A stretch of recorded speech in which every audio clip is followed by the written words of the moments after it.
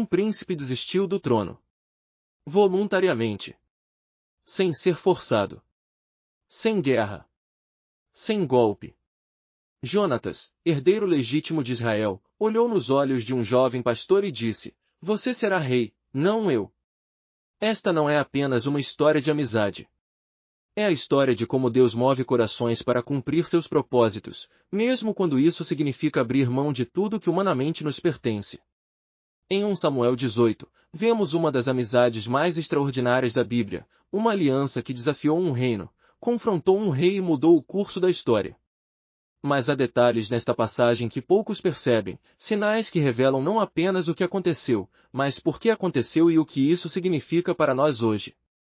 Vamos ler 1 Samuel 18, 1-4. E aconteceu que, acabando ele de falar com Saul, a alma de Jonatas se ligou com a alma de Davi, e Jonatas o amou, como a sua própria alma. E Saul naquele dia o tomou, e não lhe permitiu que voltasse para a casa de seu pai. E Jonatas e Davi fizeram aliança, porque Jonatas o amava como a sua própria alma. E Jonatas se despojou da capa que trazia sobre si, e a deu a Davi, como também os seus vestidos, até a sua espada, e o seu arco, e o seu cinto. Este momento aconteceu imediatamente após Davi confrontar Golias. Jonatas acabará de testemunhar algo sobrenatural. Não era apenas coragem humana, era o poder de Deus operando através de um jovem que confiava completamente no Senhor.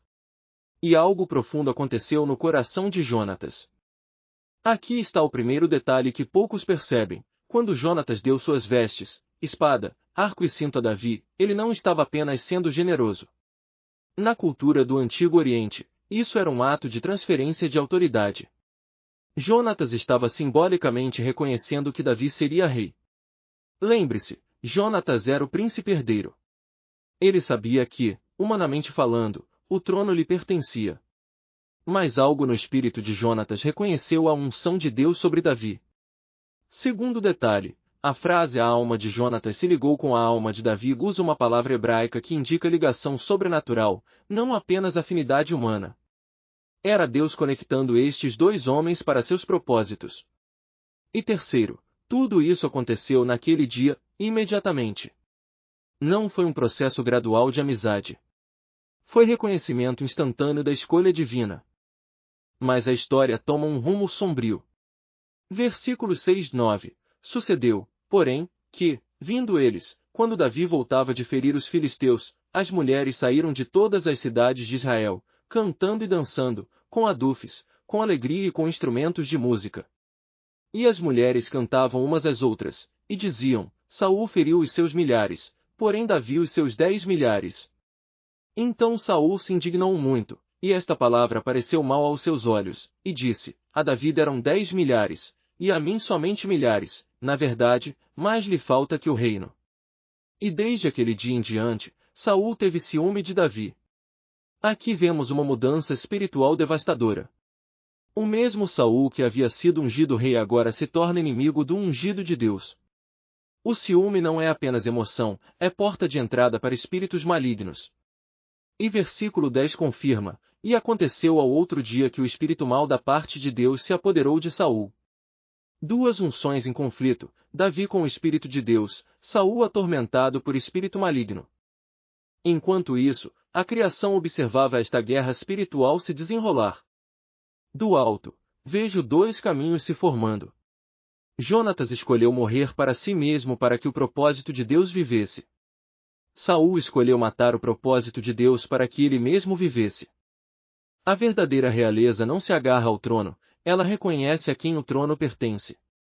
Jonatas mostrou o coração de um rei ao abdicar de ser rei. E nós sofremos quando os humanos lutam contra a vontade do Criador. A terra geme quando a inveja substitui a obediência, quando o ciúme abre portas para trevas. A amizade entre Davi e Jonatas nos ensina verdades profundas sobre relacionamentos baseados no propósito de Deus. Primeiro, verdadeira amizade reconhece e apoia os chamados de Deus na vida do outro, mesmo quando isso nos custa algo. Jonatas perdeu um trono, mas ganhou um lugar eterno na história da redenção. Segundo, quando Deus unge alguém para a liderança, nossa resposta deve ser apoio, não competição. Jonatas poderia ter conspirado contra Davi, como muitos fariam. Em vez disso, ele se tornou seu maior defensor. Terceiro, cuidado com o ciúme. Se você se encontra ressentido pelo sucesso de outros, especialmente de outros crentes, pare e examine seu coração. O ciúme foi a porta que permitiu que espíritos malignos atormentassem Saul. Não permita que isso aconteça com você. E por fim, algumas amizades transcendem interesses pessoais porque são forjadas nos propósitos eternos de Deus.